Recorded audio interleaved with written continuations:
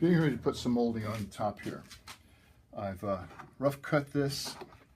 Yeah, it's rough. I know it's rough, but this is going to be planed down to about 1/2 inch. I'm going to glue that to that.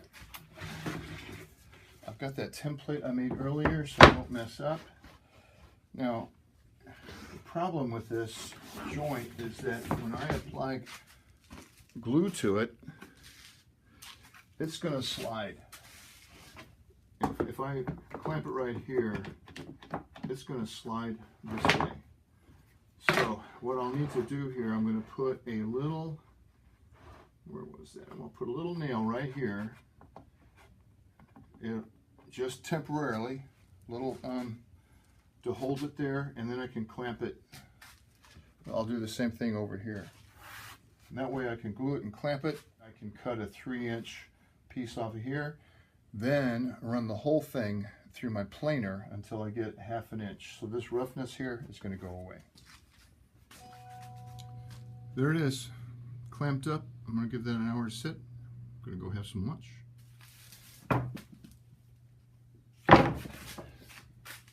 Here's the plan for the day. I've got this piece of trim glued out. I've got my pattern on top of it. I've done the same thing to the headboard. I'm going to cut this well wide of the line here, keeping this line. I'm going to trim off these pieces only as needed to get this through my planer. And that'll take care of all this. I'll scrape off the glue so I don't ruin my planer blades. Then I will attach this piece to the top of the footboard and use my pattern bit to cut this out. That'll make it match exactly. Then I'll cut this part out using my big router and a flush cutting bit. That's the plan, so I'm ready to make this cut.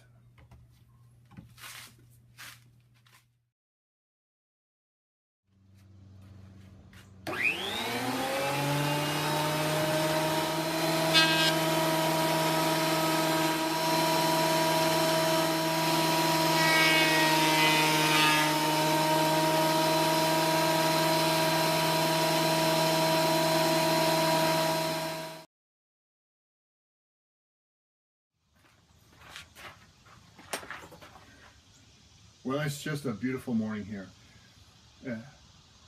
Humidity is relatively low. I'm going to keep this project outside and keep the dust out of the basement. I really like the way the planing went. I've got it just under 3/4 of an inch. That's where it took it down to. I want to put an OG profile on the front of this, and I'm not sure I want the full 3/4 of an inch, but I'm ready to stop at that point right now and trim this to size. Then I'll put the OG on it and see how it looks. The planing came out really well.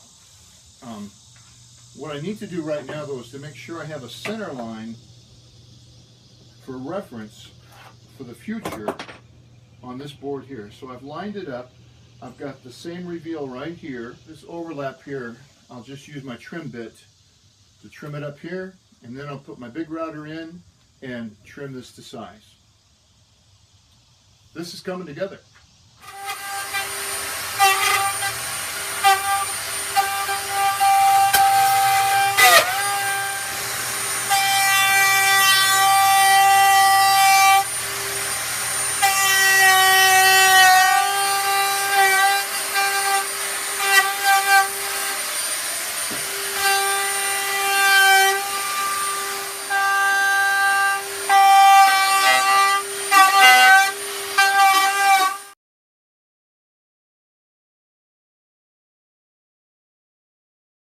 I have nailed this 1/4 inch piece of plywood onto this curve. But I've mounted a spiral cutting bit in there. This is going to give me a nice clean cut. It's going to be 3 inches from here to the base, and that's going to give me a nice even 3-inch trim mold for the top of the headboard.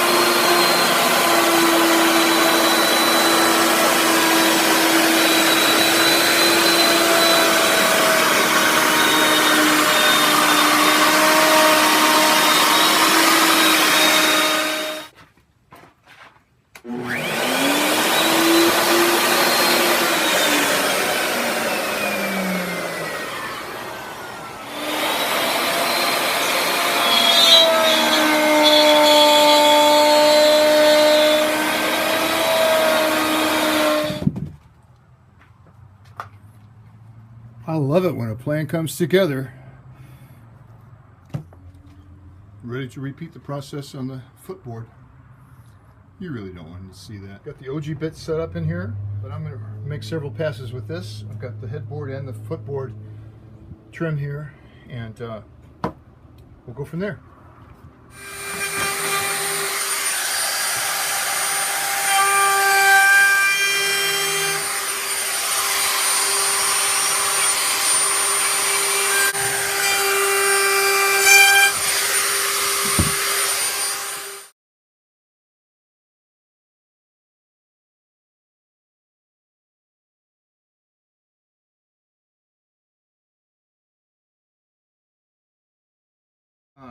I've got a few minutes today before I go shopping with the two youngest grandkids.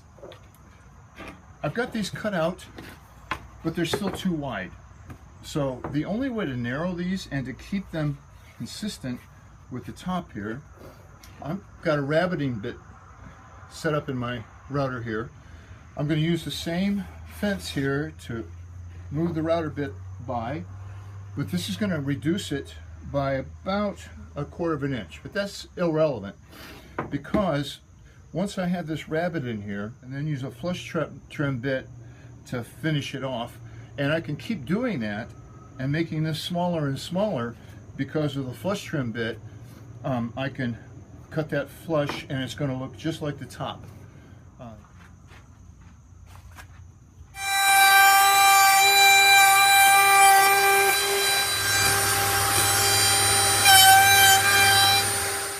And I've got an OG bit, smaller bit than I had in the other piece of trim. This is the MDF, and what I've done here is I used this to get it a little deeper because I may need to go use the OG bit, has a traveler on it, a bearing. It may need to go below the original piece. These pieces on top here, they're going to be trim, are 1/2 an inch thick. I've planed them down, I haven't sanded them yet, but I'm ready to make that cut.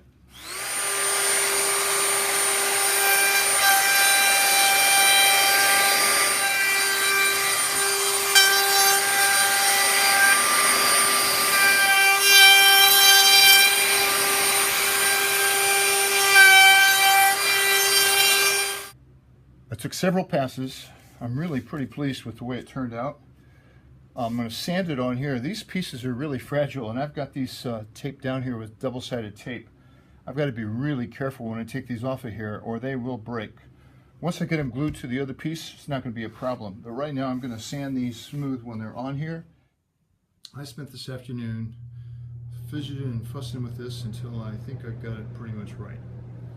Anyway, that trim is glued down. The feet are not glued down, but the trim is. So far so good. I'll do the headboard tomorrow. I've clamped up the two pieces of trim mold, and for whatever reason there was a few discrepancies in the top here, and to get a good glue joint I needed to match those up. I couldn't use a top bearing bit, pattern bit, because some of the top overlapped the bottom, and I couldn't use the bottom bearing on the bottom of a pattern bit because some of that was proud of the other trim. So my solution was to sand. I tried my belt sander. It worked pretty good on most places, but my new Porter Cable Restore really worked well. The dust collection worked well, and I've got this pretty much all even. Close enough, because now I've got a good glue joint, and I didn't change the profile. I don't think you can really notice the profile has changed here. I have not sanded these two pieces yet. There's going to be a piece of trim up next to the leg right here that comes straight here, and this profile needs to be on that piece of wood. So hopefully it'll make a smooth transition. So this morning I also took some time at the lathe. I have a really hard time getting a straight cut on my drill press. So my lathe is much more accurate. I chucked this up in my scroll chuck. It's a cut off from one of the legs, so it's exact size. I then drilled a 7/8 inch hole in it with a Forstner bit, and I know it's dead center. I can take this now, glue it on these two little blocks, put this on the top, and use this as a drilling guide to get a nice straight hole into the top of each of the legs to add other spindles or finials that I've already turned. And that then will complete the legs, believe it or not. So that's the plan. Legs on, flip, fiddle with the trim, and then go build the steam box.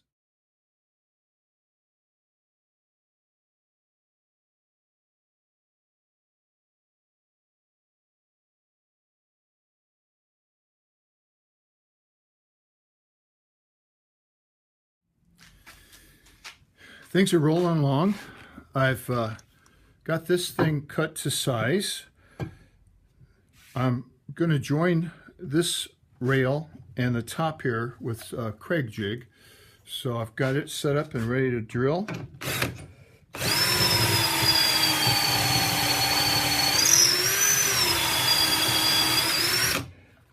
That's going to make that joint nice and tight. I can't glue this rail on because of cross grain. It'll eventually crack somewhere. So I'll glue a little spot here in the middle, and then I'll put screws with elongated holes from the back side on each end. But we're moving along.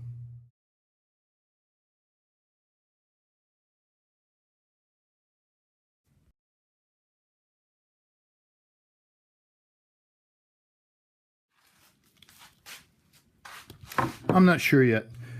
I don't ever like this because it looks like you routed into a corner. I'm not sure I'm going to take the time, but I could use some gouges and square this up. And I may do that, but I'm not going to do that today. We'll go do the other end.